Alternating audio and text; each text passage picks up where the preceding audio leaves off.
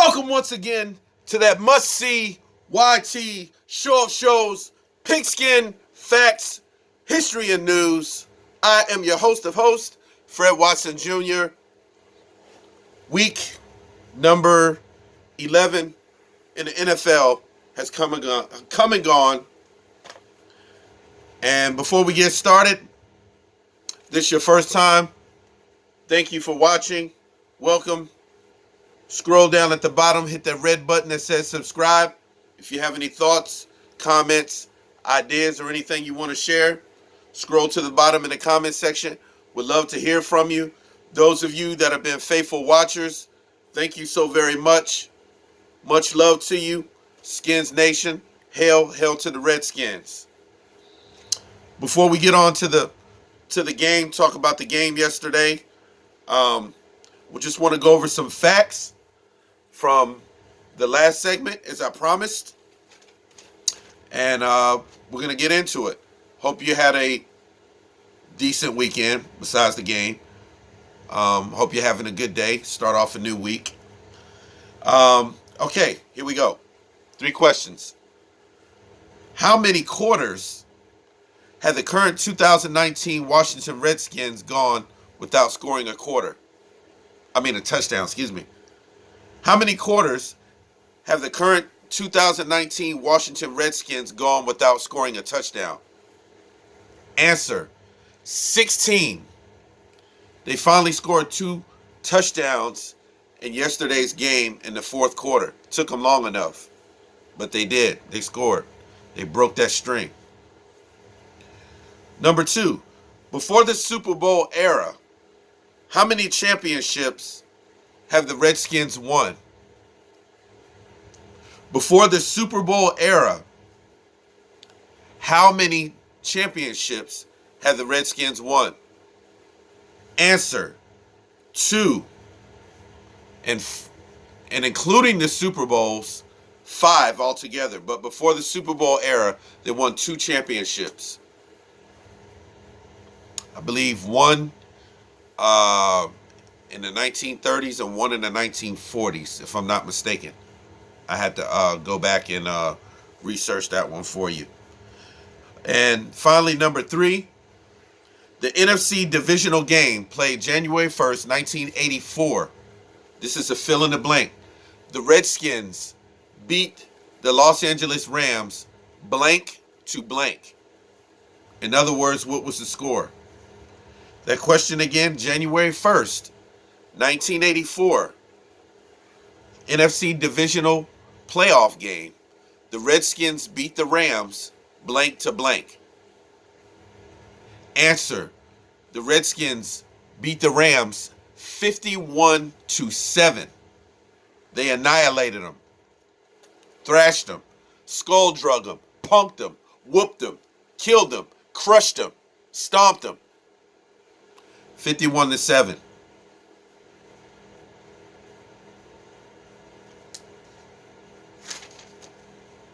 All right.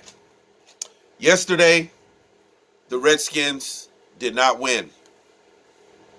And the reality of it, our team stinks. Our team sucks. They play like garbage. And more than likely, they probably won't win another game this year. They might go 1-15. I love my team, always will be. A big Skins fan. And remain optimistic. But as reality is and as gravity is, when you jump over a cliff and you don't hang in the air like cartoons, you drop. The reality of it, we probably won't win another game this year. Yesterday was probably our best chance because we played a terrible 2-7 Jets team, and yesterday they didn't play like that. They played better than that. They were actually great on offense. Sam Darnold, we couldn't stop him. On defense, they stymied us mostly all game. Safety Jamal Adams, he was a beast. He had 3 sacks yesterday. I mean, he was like living in the backfield. I mean, his address was the Washington Redskins backfield. Um, he was there. He was there. Um, the first half, we sucked. We had maybe probably 85, 90 yards of offense in the first half, one field goal, and the Jets basically let us back in the game. They gave over a couple turnovers, and we didn't capitalize like we should have. The defense was absolutely horrible the whole game, especially the secondary. I mean, Jets quarterback Sam Darnold, I mean, he was like carving us up. I mean, we were getting he was picking our secondary apart. You know, it's just like we couldn't stop him. It's like every time he stepped back in the pocket, he was comfortable. However, Ryan Kerrigan did play well yesterday for us. Linebacker Ryan Kerrigan, he had 2 sacks. But other than that, Sam Darnold was the butcher in a meat shop. I mean, he was chopping us up. We were getting carved up like pastrami, corned beef, steak. He was chopping us up. The Jets, you know, they gave up. Like I said, they gave up a couple turnovers, but we only got one field goal out of the deal. We had the ball in the red zone in another situation, and we didn't score a touchdown. And Dustin Hopkins, he missed a 30-yarder field goal. I believe it was a 39-yarder, I think. Missed it, dinked it right off the goalpost. And then they scored 20 points in the first half. I mean, they were driving the ball at will. Their first possession of the game, they drove right down the field and scored a touchdown on us. One thing I want to know is how the hell does a second-rate tight end, Ryan Griffin, become open all game? Our secondary can't cover him. We can't account for this man. This man was open all game.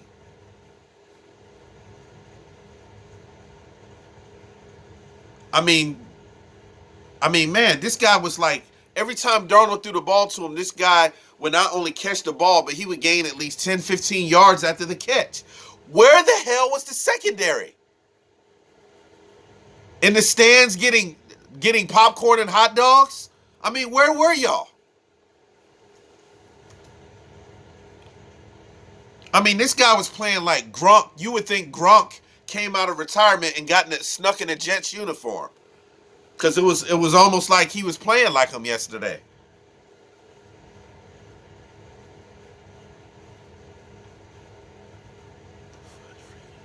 What the fudge freaking Farfig Nugan was our secondary doing yesterday? I mean, Sam Darnold was picking us apart. Yes, the man threw for almost 300 yards. Our secondary is garbage, man. Landon Collins, good in the box. He tackles. That's wonderful. Quentin Dunbar, he didn't really have any passes caught on him yesterday. He played well. He played like an all-pro. That's fine. But the rest of the secondary, what the flip, man? What the freaking fudge, man? I mean, dude. And then on one of the touchdowns where Darnold threw the ball in the I believe it was the right corner of the end zone to Robbie Anderson. Josh Norman was covering him. There was another receiver, Jets receiver underneath that was already covered. Watch my choice of words. Josh Norman was nosy, wasn't minding his business. He should have stayed on Robbie Anderson, the corner of the end zone. He comes up, leaves him in the back corner of the end zone open because he thought Darnold was going to throw the ball to this other guy on the old goal line. He was covered. Then Robbie Anderson in the back of the end zone, open, bam, touchdown. Once again, Josh Norman gets burned like Texas toast. Come on, dude. You've been getting burned all year. 60-yard bombs. Bam. But a corner route? A 10-yard corner route? Come on, man. Come on, man. I could have covered Robbie Anderson better with this Redskins throw behind me. I could have covered him better than Josh Norman did. What the freak, man? You know what? He's garbage, man. We got to get rid of him. We got to make some changes in the secondary. We got to make some changes on the defense because it ain't working. You know, and I'm tired of hearing people say, "Oh, we got a great defensive front." Where's Jonathan Allen? Where's Jonathan Allen? Where's Deron Payne? Oh, he knocked the ball down yesterday. He made a play. But what sense? It's like our best player, it seems like, that's getting spoken about or complimented on the defensive line is Matt Ioannidis. And he's a third rounder out of Temple. But he's consistent. He plays. But the Alabama wall, it was like, where was it yesterday? Because obviously the Jets were climbing over it. The defense was terrible, man. I mean, they stopped the Jets, granted, on some third downs. I'll give them that. And they got off the field. But when it counted, they couldn't stop them. Crowder, bam. Almost every time he threw the ball to Crowder, he was open and he caught it. Except for a couple times he missed a couple passes. Ryan Griffin, tight end. Like, I don't know what it is this year, but it's like tight ends are killing us on defense. We can't cover them. They're unaccounted for. They're not. I mean, where were we? Where was y'all's heads? So obviously it must have been up each other's asses because you guys weren't covering. The guy was wide open all game. There were no adjustments made. Greg Minuski, I'm surprised he's still the defensive coordinator. He should have long been gone. But it's not just the coaches, it's the execution. It's attention to detail, and obviously on offense and on defense, we're not doing it. We're not doing it. We're not doing it. We're not getting it done. That's why the Redskins stand at 1-9 right now. So more than likely, we'll probably end up getting the second pick in the draft this year. So get ready for that. Get ready for that. What the freaking fudge, dude? Really? The offense for 3 quarters was ineffective, insufficient, unproductive, and inconsistent. Yeah, I said it. Ineffective, insufficient, unproductive, and inconsistent. Anytime, if anybody mentions anything about this offense and you get the 3 eyes, ineffective, insufficient, and inconsistent, that's not good, man. It's not good. It's not good. I mean, the first half, we didn't do jack diddly squat. The Jets' defense was phenomenal yesterday. They shut us down, basically, the first half. Or 3 quarters, actually.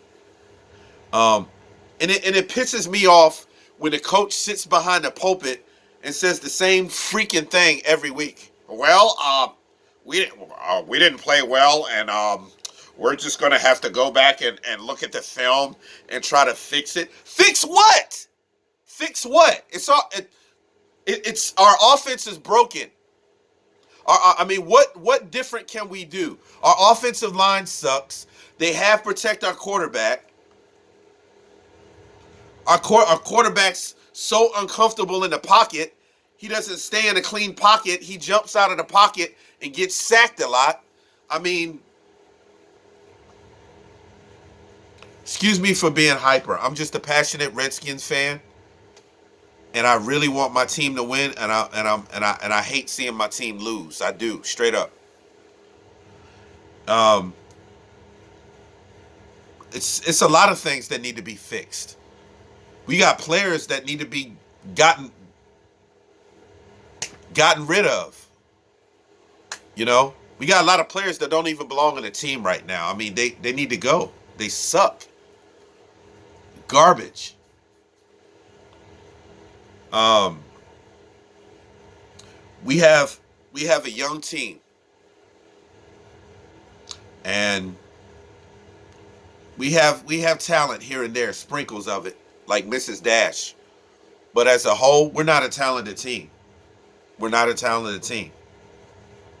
Um, Terry McLaurin, he's a beast. No question. No question. We love you, Terry. Sorry for what you're going through and you're experiencing in your rookie year, but hang in there. Phenomenal player, phenomenal wide receiver. And he was a third rounder out of Ohio State. I thought he should have went higher. Darius Geis, he's a beast when he's healthy. If he can stay healthy, he showed us yesterday he's a playmaker. Caught a 45-yard pass on a curl route. Right down the sideline. Touchdown. He ran the ball. He didn't run the ball as much yesterday, but when he did run the ball, he was very efficient. Lowered his shoulder, running over people, bowing over defenders, moving forward, carrying the ball. He's a playmaker. He's a beast. He just has to stay healthy. Dwayne Haskins is a great talent, but he's a work in progress right now. He's going through growing pains as a quarterback, and that's expected. Everything wasn't his fault. You know, there were a lot of missed snaps yesterday. I mean, what was Chase Roulier? You're the center. This wasn't your first start. What's going on with the snaps? The quarterback's supposed to be focused on what's going on down the field. He can't because he's busy looking for the ball on the ground. That wasn't his fault. My grade on Dwayne Haskins yesterday, if it weren't for what happened in the fourth quarter, I would have gave it an F. But I graded him a C minus. So performance. He's got a lot to work on. First half was terrible. Second half he played better. The offense just started today. They couldn't get off the blocks. The Jets they were penetrating their defense. You know, Greg Williams was sending them in droves. They got sacks. They got stops on us. There were drop passes. That was not Dwayne Haskins' fault. There were times he delivered the ball. Jeremy Sprinkle, man. Dude, just stay a blocker. Don't catch the ball, please. Because you don't catch it. Barely caught the touchdown in the end zone yesterday. Had to scoop it up. Come on, dude. Terrible protection. I didn't think the protection was all there. It wasn't the protection's fault the whole game, but at times there were. They weren't picking up some of the blitzes. But there were things that were his fault. He was stepping out of a clean pocket, creating more pressure for himself and ended up getting sacked or running into defenders. Not making the correct reads, misfires on throws, on passes. The interception to Trey Quinn. Darius Geis happened to be open in the flat on that same play. He didn't see it.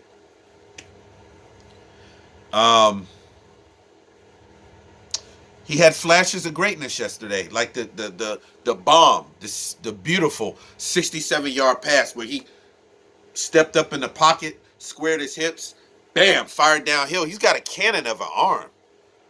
Terry McLaurin, bam, caught it in stride. But it was a penalty on Brandon Sheriff. Called back.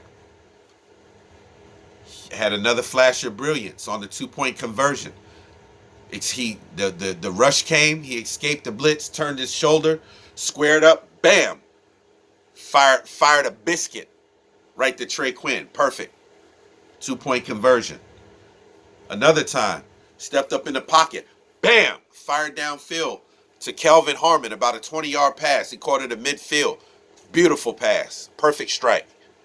So there were flashes of greatness, but there's still things that Dwayne Haskins has to work on. He's a young quarterback. It's going to take time. I get that. This was just his second start. I get that. There were some things that he did well, and there were a lot of things that he did not do well. And that was the team as a whole, not just the quarterback. We didn't lose because of the just solely on the quarterback's play. We lost because the defense was terrible. They couldn't stop the Jets. They put up 34 points. That has nothing to do with the offense, and it's not the offense's fault. That's the defense. Defense, we are horrible. We can't stop anybody. So yeah, I mean, you know, wow. Quarterback Dwayne Haskins has a lot to work on. Seeing the field better, going through his progressions better, making better reads, seeing the field as a whole, making the correct choices on the check downs or where he goes with the ball. He can improve there. Have better pocket presence. He could work better on his footwork. So there's a lot of mechanics of the game that he's still learning and he's still working on. So I get that. He's young. He's only 22 years old. So he's going to get better. And one day the light bulb is going to come on. And when it does, look out. He's going to be a great quarterback. Been a rough year. Lost his head coach. Was thrown in the fire. Was not given starting reps earlier this year when he came in relief. He was just thrown into the game. So, I mean, it's just been a turbulent season for him, first season.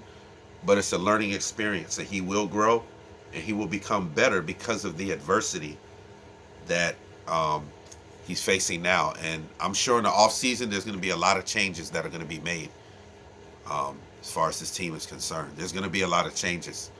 And there'll probably be a lot of people that you see here now on the team that will not be here next year. So a lot of things to work on, blah, blah, blah, et cetera, et cetera, et cetera, and so forth. He had a so-so game. He was 19 of 35 for 214 yards, 2 touchdowns, 1 interception. Not bad. Not bad. But it could be better. Like I said, there were a lot of drop passes, which was not his fault. Just rushed out of the pocket. Some passes were rushed, of course, because of the blitz, the pressure. So we're going to see moving forward. We can't really evaluate him at the end of the year because of the firing of the coach and all that. But for right now, let's just focus on his development. Darius Geis. Adrian Peterson didn't run the ball as much, but he was somewhat effective at the beginning of the game, but they got away from the run because they were behind, so they had to pass it. He ran for 25 yards. Darius Geis, I believe, ran the ball probably 8 or 9 times for 24 yards. He had that one awesome catch for 45 yards where he sprinted down the sideline. Jeremy Sprinkle caught a touchdown pass. So they scored. You know, they can build off of that. So kudos. They faced the adversity yesterday. It was rough most of the day, but they did come back. They did score, and everything wasn't completely bad. There were some things done well. The defense, I just don't think the defense played well at all yesterday. Ryan Kerrigan, like I said, had a good game. He had 2 sacks. The defensive line didn't do terrible, but they just couldn't get to the quarterback like they should have. So heading into next week, Redskins host the Lions. I will do a preview of that game Friday, and I will be back. So you guys come to another end of a segment on Pigskin Facts, History and News. I am your host, Fred Watson. Bada, bada, bada, bada, blah. Y'all have a good one. Have a good week. And we'll see you next time. Hail to the Redskins. Skins Nation will rise again. Fred Watson Jr., I'm out. Peace.